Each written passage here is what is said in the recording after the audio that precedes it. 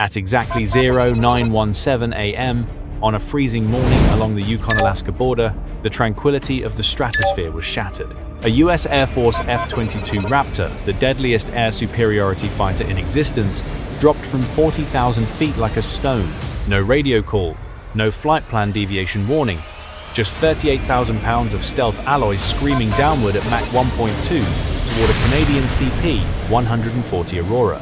The American pilot leveled off with less than 500 feet of vertical separation, the sonic boom rattling the patrol plane's airframe like an earthquake. He believed this was a harmless flex, a chance to buzz the neighbors and remind them who owns the sky. He thought he was the hunter, surprising a slow, prop-driven relic. But he was wrong. He wasn't diving into a blind spot, he was accelerating directly into a digital kill box that would strip his classified stealth secrets bare in seconds. The F-22 Raptor doesn't just fly, it dominates physics. At over $150 million per airframe, it is the crown jewel of American air power, a fifth-generation ghost capable of engaging targets before they even know they're being hunted. Its twin, Pratt & Whitney F-119 engines generate 70,000 pounds of combined thrust, allowing it to supercruise faster than sound without lighting its afterburners.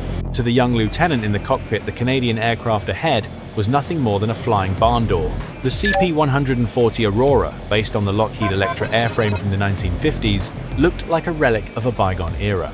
It plodded along at 300 knots, its 4 turboprop engines churning the cold air with the grace of a dump truck compared to the Ferrari-like precision of the Raptor. The American pilot saw this as a strict predator-prey dynamic.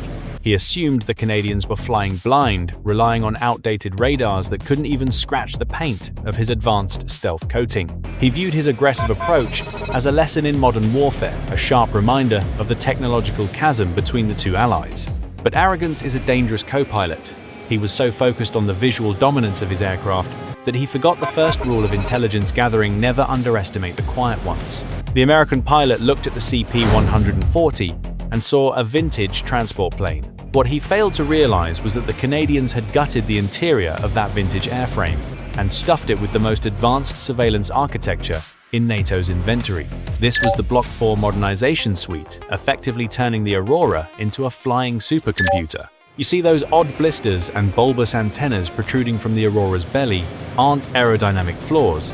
They are high-fidelity vacuum cleaners for data. The centerpiece is the AN/ALQ-217 electronic support measures system. Unlike a standard radar that shouts out a signal and waits for an echo, the ALQ-217 listens. It is a passive digital predator that inhales electromagnetic waves, categorizing every pulse and frequency within a 300-mile radius. Paired with this is the Wescam MX-20 electro-optical turret, a camera system so sensitive it can distinguish a coffee cup from a soda can at 40,000 feet. While the F-22 is designed to be invisible to radar, it cannot hide the heat of its engines or the electronic noise of its avionics from sensors this sensitive. The moment the Raptor initiated its dive, the Canadian systems didn't panic. They simply woke up. The stealth fighter was now being tracked by heat, by visual identification, and by its own electromagnetic emissions. The American pilot believed he was a ghost haunting an old house. In reality, he had just stepped onto a brightly lit stage, and the audience was recording every move in 4K resolution. Inside the Aurora's tactical compartment, there were no screaming alarms or frantic maneuvers. The atmosphere was closer to a library than a battlefield. Under the soft hum of cooling fans and dim blue tactical lighting, the tactical navigator took a sip of lukewarm coffee and calmly tapped a sequence of keys. The F-22's signature appeared on his screen not as a terrifying threat, but as a tracked file number, contact 401. This is the Canadian philosophy of electronic warfare. Boring is good. While the American pilot outside was pulling G-forces and feeling the adrenaline of the Intercept, the crew inside was following a rigid, practiced flowchart. Detect, classify, record. The senior acoustic operator didn't even look out the window. He adjusted his headset, verified the data stream quality, and noted the timestamp. The only difference this time was that this particular hotshot was bringing them a gift wrapped in classified waveforms. There was plenty of time to finish their coffee, while the American embarrassed himself. The real timeline of intelligence disaster began at 0919 local time. The F-22 slid into position off the Aurora's right wing, sitting just 200 feet away. At this distance, the American pilot decided to escalate the encounter from a visual inspection to a tactical threat. He flipped his master arm switch to simulate a combat lock, activating the AN/APG-77 radar in a concentrated track mode. On his heads-up display, the CP-140 was painted with a targeting diamond. He felt powerful, the apex predator, toying with a defenseless transport. But inside the Aurora, the electronic warfare officer watched his screens light up with frantic activity. The F-22's radar is famous for its low probability of intercept technology. It is designed to whisper so quietly that enemies don't know they are being tracked. But at this point-blank range, with the power focused on a single target, the Canadian ALQ-217 system didn't just detect the signal, it dissected it. Pulse repetition, frequency bandwidth, hopping patterns, scan intervals, and power modulation curves data that foreign intelligence agencies would spend billions trying to steal was now streaming onto Canadian hard drives. The pilot thought he was pointing a gun at their head. The Canadians knew he was handing over the blueprints to the gun. The Raptor then dropped back and accelerated, cutting aggressively across the Aurora's nose. The wake turbulence from the twin F-119 engines hit the turboprop plane like a physical hammer.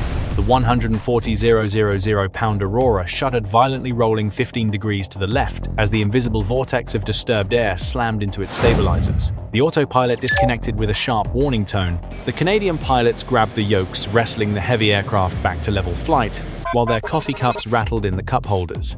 It was a petty, dangerous move, the aeronautical equivalent of a brake check on a highway, but while the pilots managed the physical energy of the aircraft, the sensor operators were busy mapping the thermal energy of the threat. The MX-20 infrared sensors locked onto the F-22's exhaust plumes. The Raptor relies on specialized rectangular nozzles to hide its heat signature from below, but at this angle, the Canadian optics were looking right up the tailpipe. They recorded exactly how the heat dissipated during high-thrust maneuvers, revealing the thermal blind spots of the world's best fighter. This data would tell future missile designers exactly where to look for a lock. The American pilot, frustrated that the Canadians hadn't changed course or radioed a plea for mercy, decided to demonstrate the Raptor's supernatural maneuverability. He pulled the nose up, slowing his aircraft to just 120 knots while maintaining altitude. This is the high angle of attack regime where conventional jets stall and fall out of the sky. The F-22 hung in the air, its nose pointed at the heavens, suspension maintained by raw engine power and computer-controlled thrust vectoring. It was a breathtaking display of physics-defying engineering. It was also a massive intelligence leak. As the Raptor hovered off their wing, the Canadian cameras were recording the deflection angles of its control surfaces. They logged how many degrees the horizontal stabilizers moved to counter the wind, how quickly the thrust vectoring nozzles pivoted to maintain balance, and the exact response time of the flight control computer. The pilot was performing a private air show, but the audience was building a kinematic model of his aircraft. They were learning exactly how the F-22 moves when it is slow and vulnerable. At 0924, the encounter reached its peak absurdity. The F-22 rolled, inverted, passing directly over the top of the Aurora. The distance was less than 100 feet. The American pilot looked down through his gold-tinted canopy, perhaps expecting to see panic in the cockpit below. Instead, he would have seen the turret of the MX-20 camera rotating to track him. The optics were so sharp at this range that they could inspect the condition of the radar-absorbent material coating on the Raptor's belly.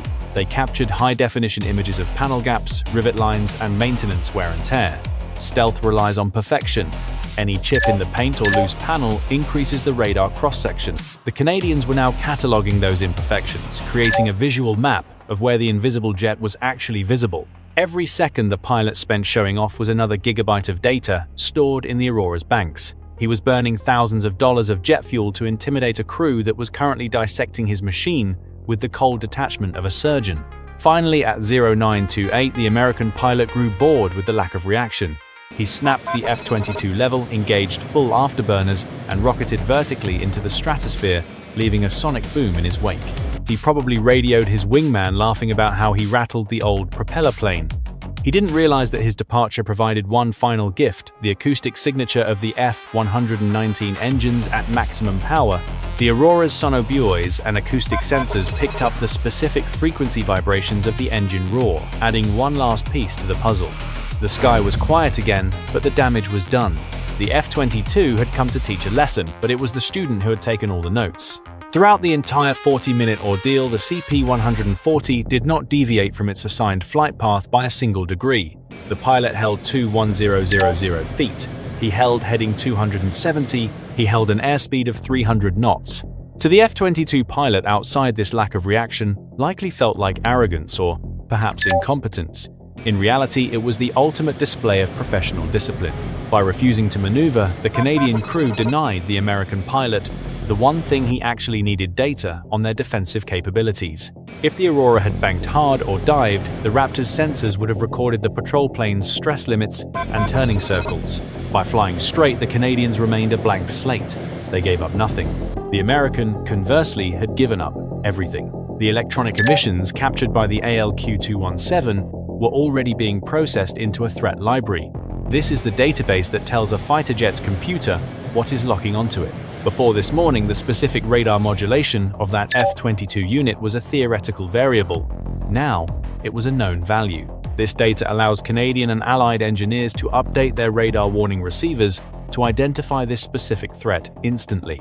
It allows them to program electronic jamming pods to broadcast the exact inverse frequency needed to blind the Raptor's sensors. The American pilot thought he was participating in a contest of strength. He didn't realize he was voluntarily filling out a technical survey for his own defeat. The message from the cockpit of the Aurora was silent but deafening. "You don't scare us, and now we know exactly how you work." Let's look at the cold, hard accounting of this encounter. The United States Air Force burned approximately $45,000 in aviation fuel and maintenance hours for that 40-minute display of vanity. In exchange, they gained absolutely nothing. No tactical advantage was secured, no territorial concession was made, and the Canadian patrol pattern did not change by a single inch. On the other side of the equation, the Royal Canadian Air Force spent $0 extra. The Aurora was already flying its scheduled patrol route. The fuel was already paid for. For the price of a regular Tuesday morning flight, they acquired electronic fingerprints worth millions on the black market of defense intelligence. It was the most lopsided trade in modern peacetime aviation. The F-22 brought speed, power, and noise. The Aurora brought patient sensors and a hard drive. In the calculus of modern warfare, the plane that flies home with the data is the winner, regardless of who flew faster. The American pilot proved his jet could move. The Canadian crew proved they could think.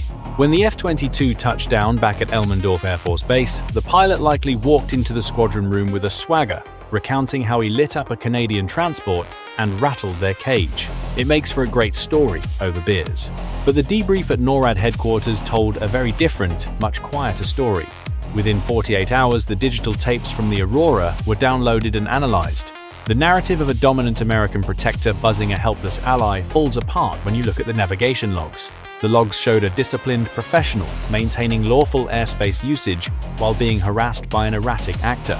More importantly, the electronic warfare officers ultimately had to report that their flagship stealth fighter had been stripped naked electronically. The captured radar signatures and thermal profiles would be circulated across the Five Eyes intelligence network, updating threat libraries that had been stagnant for months. That young pilot's ego trip didn't just embarrass himself, it compromised the operational security of every F-22 inches the wing. By acting aggressively, he shattered the illusion of his own invincibility. He turned a routine intercept into an intelligence bonanza for an ally that, while friendly, is still a competitor in the global defense market. The F-22 represents the pinnacle of kinetic power, fast, lethal, and undeniably loud. The CP-140 represents the future of warfare, integrated, observant, and quietly dangerous. It is a reminder that in the gray zone of military encounters, the one who reacts is often the loser. The Americans left that airspace thinking they had asserted dominance because they made the Canadian plane shake. In reality, they had just been audited. And in the high-stakes world of defense technology, having your secrets read is far more dangerous than being buzzed. They came looking for a reaction. They got a shrug, and that shrug hid a digital knife. If you want to understand the reality behind the headlines of modern conflict, make sure to subscribe and turn on notifications. You won't want to miss what we analyze next.